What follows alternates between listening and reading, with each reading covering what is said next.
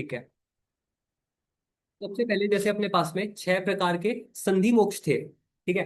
तो संधि मोक्ष के अंदर अपने उत्कृष्ट के बारे में क्या बात करी थी कि उत्कृष्ट के अंदर दोनों तरफ से उभय ऊ से ऊ मिलाया था अपन ने, कि दोनों तरफ से अगर उठ जाता है वो शोथ तो कैसा होता है, उत्कृष्ट वाला होता है। और उसके अंदर क्या होता है, नाना प्रकार की वेदना होती है, और रात्रि को वो पेन जो होता है वो ज्यादा होता है, ठीक है। इसको रात्रि वाला पेन तुम इस तरीके से भी याद रख सकते हो, जैसे इसके अंदर पिष्ट वर्ड आ रहा है, ठीक है। और कोई देख लो, और कोई में पिष्ट नहीं है, ठीक है। तो पिष्ट वर्ड यानी कि पिष्टी, पिष्टी वाले पदार्थ ऐसे, या फिर मिठाई वगैरह, मान लो कि ब्याह शादी में कहीं जाते हो तुम, पिष्टी या फिर मिठाई वगैरह खाते हो, तो नाइट के प्रोग्राम होते हैं जनरली। तो पिष्टी अपन कब खाते हैं, नाइट के टाइम पे खाते हैं। तो रात्रो प्रादुर्भवंती, कि उत्कृष्ट के अंदर जो वेदना होती है वो कौन से टाइम पे होती है, रात्रि के अंदर होती है। फिर आता है अपने पास में विश्लिष्ट। अब विश्लिष्ट के अंदर मैंने क्या बताया था कि विश्लिष्ट यानी कि विश्लिष्ट का किसी के पास में क्या नहीं होता, आंसर नहीं होता, ठीक है। ANS करके याद करा था अपन ने। तो ANS के अंदर अपने को क्या क्या आ जाएगा, एक तो A से है अल्पशोथ, ठीक है। N से था निरंतर वेदना। निरंतर वेदना के लिए श्लोक की टर्म यहाँ पे यूज की गई है वेदना सातत्यम, यानी कि सतत वेदना होती है। और S से था कि वो जो संधि थी उसकी क्रिया हानि हो जाती है। तो क्रिया हानि हो जाती है संधि की, इसके लिए टर्म क्या यूज होती है, संधि विक्रिया, ठीक है। इसके बाद में अपने पास में आता है विवर्तित।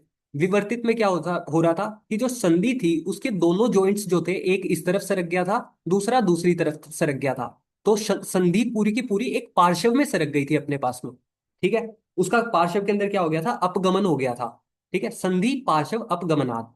इसके अंदर तुम ऐसे इमेजिन करो कि ये किसी का घुटना है, ठीक है, ये बाहर की तरफ घुटना है इस तरीके से। अब ये घुटना क्या हुआ, इस साइड से इसके कोई यहाँ पे ट्रोमा लगा, तो इसकी वजह से इस घुटने की पोजीशन कैसे हो गई, इस तरीके से टेढ़ा हो गया है।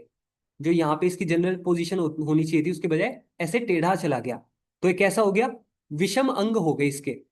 किसकी वजह से, क्योंकि ये संधि जो थी वो कहाँ चली गई, पार्श्व के अंदर चली गई, इसकी वजह से विषम अंग हो गए। वेदना भी इसके अंदर भी देखने को मिलेगी। एक अपने पास था अवशिप्त।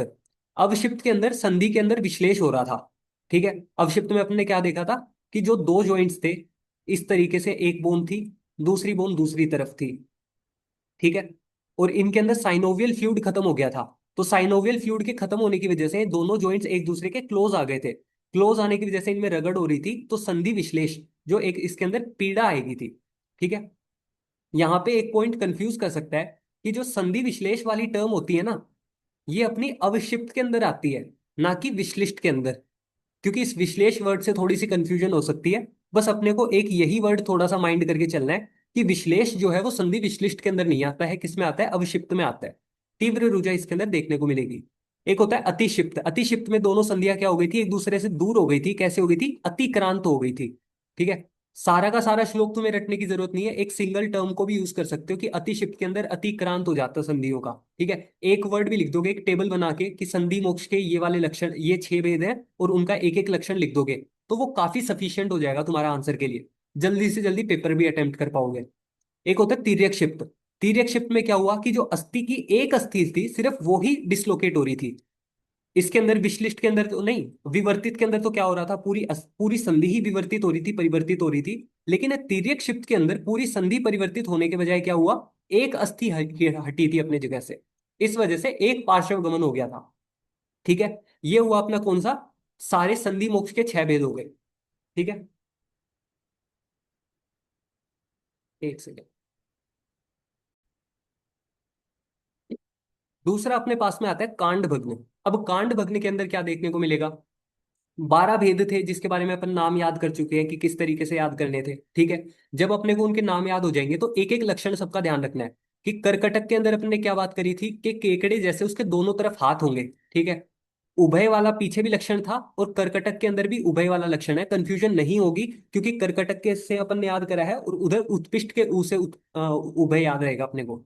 इसके अंदर ग्रंथि के जैसा उन्नत हो जाता है, ग्रंथि की तरह उठा हुआ होता है। जैसे केकड़े का सर ही होता है, वो इमेजिन कर लो कि वो ग्रंथि की तरह होता है, थोड़ा सा उसके ऊपर इस तरीके के स्ट्रक्चर्स होते हैं जैसे अपने सिस्ट या फिर ग्रंथि पे होते हैं, ठीक है।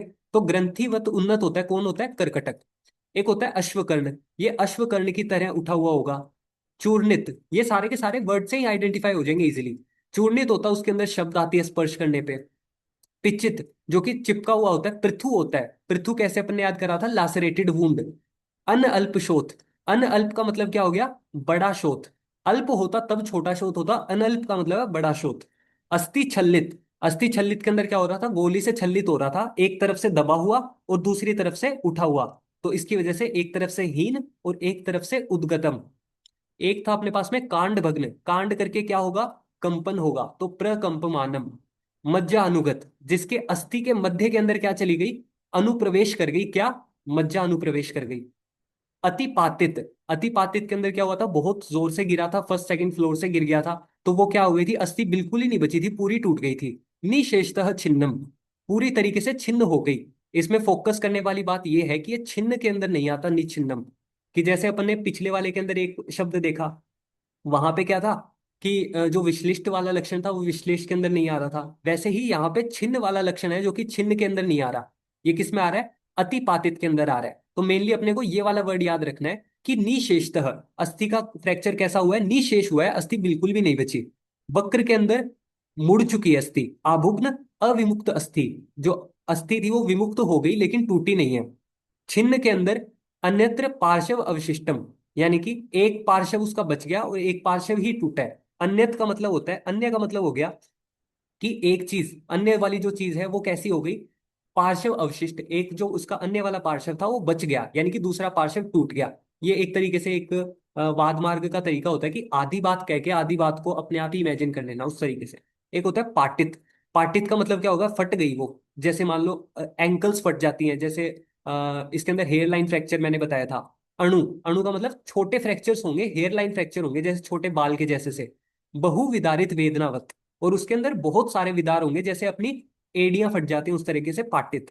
लास्ट आता है अपने पास में स्फुटित। स्फुटित के अंदर क्या होता है, फूटना, फूटने से क्या याद रखा था कि धान्य फूटते हैं उसके बाद में उगता है प्लांट। तो शूक पूर्ण अभिव आदमातम, आदमान का मतलब होता है फूलना, शूक पूर्ण मतलब उसके अंदर कांटे भरे हुए हैं, इस तरीके से वो फूल जाता है, इसको क्या बोलते हैं, स्फुटित बोलते हैं।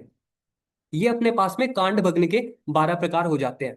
तो इस तरीके से अपन ने आज कांड भग्न का आयुर्वेद वाला पोर्शन कंप्लीट कर लिया है, जिसके अंदर लक्षणों की भी बात हो गई, उनकी चिकित्सा किस तरीके से करेंगे, कौन से इंपॉर्टेंट श्लोक इसके अंदर अपने को याद करने जरूरी है। और कांड भग्न के अगर तुम श्लोक की वर्डिंग से पढ़ना चाहते हो तो वो भी तुम्हारे पास में अवेलेबल है। और ये वाला पोर्शन तुम सुश्रुत निदान 15 के अंदर बना के नोट कर लेना इस चीज को। ठीक है, काफी हेल्पफुल रहेगा आगे पढ़ने में। ये टॉपिक कंप्लीट हो गया अपना, थैंक यू।